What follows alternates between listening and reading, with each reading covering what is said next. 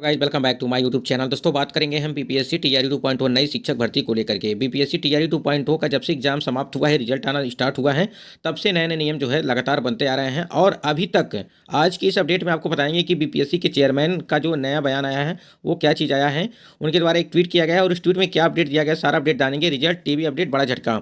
नियोजित शिक्षकों को राज्य कर्मी का दर्जा मिलते ही इनको लगा बड़ा झटका। सारा अपडेट आपको देंगे, वीडियो पर बने रहिएगा लास्ट तक। और यदि आप चैनल पर पहली बार विजिट किए हैं तो चैनल को भी सब्सक्राइब करके बेल आइकन को प्रेस कर लीजिएगा, जिससे अपडेट आपको सबसे पहले मिलती रहे। हमारे चैनल के माध्यम से जो भी अपडेट दी जाती है वो सारी ऑथेंटिक न्यूज़ होती है। चलिए बात कर लेते हैं यहाँ पे क्या अपडेट है। अतुल प्रसाद जी के द्वारा ये एक ट्वीट किया गया था और यहाँ पे देखिए 1:01 पे ये ट्वीट यहाँ पे किया गया था और 26 दिसंबर आज की डेट लगी हुई है। और यहाँ देखिए, TRE 2.0 candidate expecting multiple result should wait for all result and then go for DV and counselling. यानी कि जिनका जो है मल्टीपल रिजल्ट वो जान रहे हैं, यदि आपको पता है कि आपके मल्टीपल रिजल्ट जारी किए जाएंगे, यदि आपको पता है कि पीआरटी में भी आपका सिलेक्शन हो गया, 6 to 8 में भी, 9 to 10, 11 to 12 सभी में यदि आपका सिलेक्शन हो गया है तो आपको इसका इंतजार करना चाहिए। यानी कि काउंसलिंग और डीबी तब जाके पूरे, जब तक रिजल्ट आपके जारी नहीं किए जाते हैं तब तक आप इंतजार करिए, आपको डीबी के लिए फिर जो है बताया जाएगा। यहाँ पे अपडेट देख, स्क्रीन पे आप देख पा रहे होंगे, बीपीएससी टीआरई 2.0 के जो उम्मीदवार जो मल्टीपल रिजल्ट की उम्मीद कर रहे हैं उन्हें सभी परिणामों के आ जाने का इंतजार करना चाहिए और उसके बाद ही डॉक्यूमेंट वेरिफिकेशन या काउंसलिंग के लिए जाना चाहिए, जो हमने अभी यहाँ पे ट्वीट के माध्यम से इनके द्वारा बताया गया है।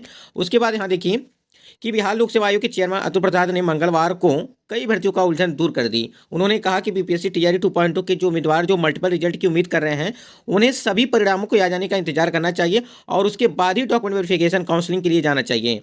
आपको बता दें कि दूसरे चरण बिहार शिक्षक भर्ती परीक्षा में सफल अभ्यर्थियों की काउंसलिंग की प्रक्रिया शुरू हो चुकी है और काउंसलिंग का विषयवार शेड्यूल भी जारी कर दिया गया है। काउंसलिंग हर दिन सुबह 10 से 5 बजे तक शाम तक जो है चलेगी और विभाग की ओर से काउंसलिंग की अंतिम तिथि भी तय नहीं की गई है। यानी कि जो एंडिंग डेट है वो नहीं बताई गई है कि कब तक जो है आपकी कराई जाएगी। बाकी ये आप देख सकते हैं काउंसलिंग के लिए जो जरूरी डॉक्यूमेंट्स हैं आपका ये स्क्रीनशॉट ले लीजिएगा। उसके बाद हम लोग देख लेते हैं यहाँ पे जो और भी अपडेट हैं इसके बारे में। तो जिनका भी मल्टीपल रिजल्ट जारी किया जाएगा वो इंतजार करें, सारे रिजल्ट आ जाने के बाद आप लोग काउंसलिंग कराइएगा। तो यहाँ पे कहीं ना कहीं एक चीज़ दिमाग में चल रहा होगा अभ्यर्थियों की कि जिनका डीबी का डेट जिस टाइम पे है, यानी कि जिस डेट में डीबी है, मान लीजिए 6 to 8 की डीबी जो है 26 तारीख से स्टार्ट है, यानी कि आज से स्टार्ट है, तो कहीं ना कहीं आज वो डीबी करा लेंगे या 6 to 8 की जो यदि उनका रिजल्ट आता है तब करवाएंगे, कब करवाएंगे। यहाँ पे थोड़ा सा और कन्फ्यूजन जो है अभ्यर्थियों के मन में बन चुका है कि यदि डेट दी गई है 6 to 8 की जो काउंसलिंग चल रही है, क्या इसको पहले करवा लिया जाए, जब पीआरटी का आएगा तब पीआरटी का करवाया जाएगा, या पीआरटी या 6 to 8 या 9 to 10 जितने में सिलेक्शन हुआ है उसको एक साथ ही कराया जाएगा। तो कहीं ना कहीं ये चीज़ें क्लियर नहीं की गई हैं, लेकिन यहाँ पर ये चीज़ें बताई गई हैं कि आ जाने के बाद ही कराया जाएगा। उसके बाद यहाँ पे देखिए एक सूचना दिया गया है कि जो वर्ग 6 से 8 के सभी विषयों की काउंसलिंग अगले आदेश तक होगी। यानी कि अभी जो यहाँ पे ट्वीट किया गया है उसके आधार पर देखिए, वर्ग 6 से 8 में काउंसलिंग कराने के बाद अभ्यर्थी वर्ग 9वीं 10वीं में 11वीं 12वीं में अपनी काउंसलिंग नहीं करा सकते हैं। यानी 6 to 8 में काउंसलिंग कराने के बाद अभ्यर्थी वर्ग 9 से 10 एवं 11 12 में अपनी काउंसलिंग नहीं करा सकते हैं। ये मैटर हमको थोड़ा समझ में नहीं आया कि वर्ग 6 से 8 के सभी विषयों की काउंसलिंग अगले आदेश तक होगी। तो कहीं ना कहीं यहाँ पे थोड़ी सस्पिशन बना हुआ है इस नोटिस को देखते हुए। बीपीएससी एग्जाम हो या एग्जाम के पहले, एग्जाम के बाद, मतलब कि हमेशा लगातार जो है रिजल्ट डीवी अपडेट करता रहता है, मतलब कि नोटिस जारी करता रहता है। और वहाँ पे जो है अलग अलग ट्वीट के माध्यम से जो है, मतलब कि ट्विटर के हैंडल के माध्यम से कभी आपको जो है बीपीएससी के ऑफिशियल साइट से नोटिस दी जाती है कि ये करना है, वो करना है, तमाम तरह के जो है दिक्कतें पैदा करता है। तो जो भी अपडेट देनी रहती है वो आपको नोटिफिकेशन में पहले से जो है मेंशन कर देना चाहिए ना।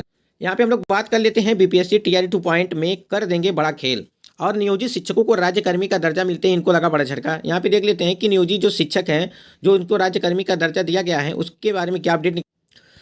स्क्रीन पे आप देख पा रहे होंगे, नियोजित शिक्षक 4 लाख नियोजित शिक्षकों के लिए खुशखबरी, नीतीश कैबिनेट से मिला न्यू ईयर गिफ्ट, बनेंगे राज्यकर्मी। यानी कि जो आपके नियोजित शिक्षक हैं, बिहार के करीबी 4.25 लाख नियोजित शिक्षकों को बड़ी खुशखबरी मिली है और राज्य सरकार की ओर से सरकारी स्कूलों में कार्यरत नियोजित शिक्षकों को अब सहायक दर्जा देने का फैसला लिया गया है। इससे पिछले 17 से 18 साल अधिक समय से कार्यरत नियोजित शिक्षकों को बड़ी राहत मिली है। यानी कि जो पहले से कार्यरत हैं नियोजित शिक्षकों, उनको अब जो है कैबिनेट में जो है इसकी मंजूरी मिल चुकी है। कार्यरत नियोजित शिक्षकों को जो 17-18 साल से जो वो कार्यरत थे, बिहार के सरकारी स्कूलों में कार्यरत 4.25 लाख नियोजित शिक्षकों को बड़ी सौगात मिली। राज्य सरकार की ओर से नियोजित शिक्षक की राज्यकर्मी का दर्जा देने का निर्णय लिया है और इस प्रस्ताव पर मंगलवार को मुख्यमंत्री नीतीश कुमार की अध्यक्षता में होने वाली कैबिनेट की बैठक में मंजूरी दे दी गई है। तो कहीं ना कहीं नियोजित शिक्षकों को न्यू ईयर का गिफ्ट जो है वो मिल चुका है। तो यहाँ पे काफ़ी खुशी की बात है, लेकिन अभी भी यहाँ पे थोड़ी दुविधा बनी। नियोजित शिक्षकों के लिए सक्षमता परीक्षा। राज्य सरकार की ओर से अब नियोजित शिक्षकों को विशिष्ट शिक्षक की जगह सहायक शिक्षक का ही नाम देने का निर्णय लिया गया है। इसके लिए पूर्व में तैयार संचिका में आवश्यक बदलाव किया गया और बताया गया है कि पहले से तैयार इस प्रस्ताव को कैबिनेट से मंजूरी मिल जाने के बावजूद नियोजित शिक्षकों को सक्षमता परीक्षा आयोजित करने का निर्णय लिया गया है, जिसके तहत सभी को 3 बार का मौका दिया जाएगा। यानी का आपको बता दें कि 3 बार जो है एक परीक्षा कराई जाएगी और 3 बार में आपको क्वालिफाई करना है, उसमें पास करना है और उसके बाद आप नियोजित शिक्षक राज्यकर्मी का दर्जा पूरी तरह से जो है वो कन्फर्म हो जाएगा।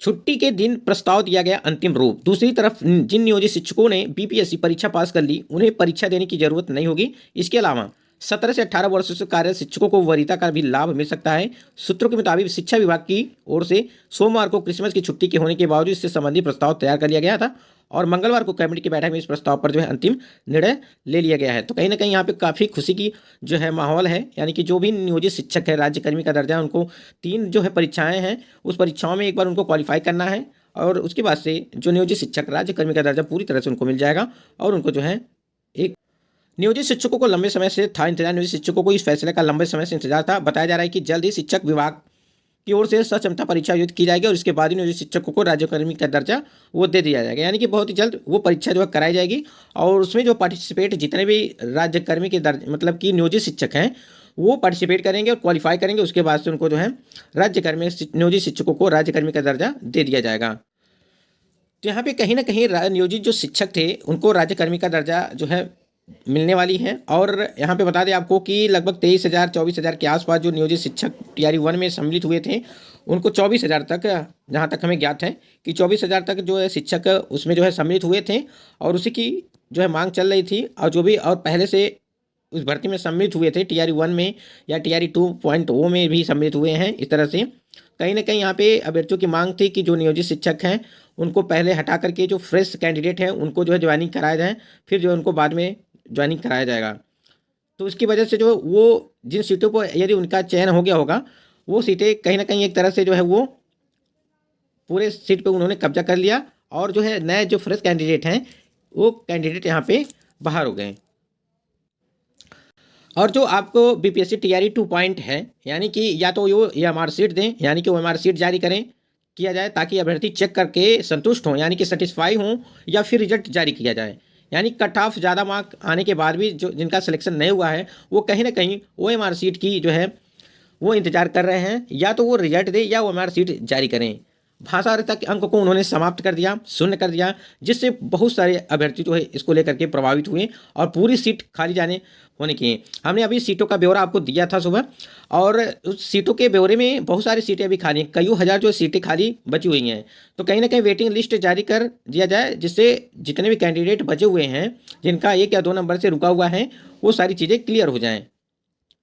तो कुछ अपडेट यही थी आपको देनी थी। और बीपीएससी के चेयरमैन का लगातार आपको हर एक टाइम पे मतलब 1 से 2 दिन के अंदर जो है नए नए ट्वीट आप अभी देखने को मिलेगा, जब तक आपका पूरा रिजल्ट जारी नहीं किया जाता। अभी पीआरटी का रिजल्ट जारी नहीं किया गया है और कोई भी अपडेट आती है तो आपको हम बताते रहेंगे। दोस्तों आज की वीडियो में बस इतना ही। तब तक के लिए जय हिंद, वंदे मातरम। आशा करते वीडियो आपको पसंद आया होगा, जो भी चीज़ें होंगी ऑथेंटिक दी जाएगी। तब तक के लिए जय हिंद।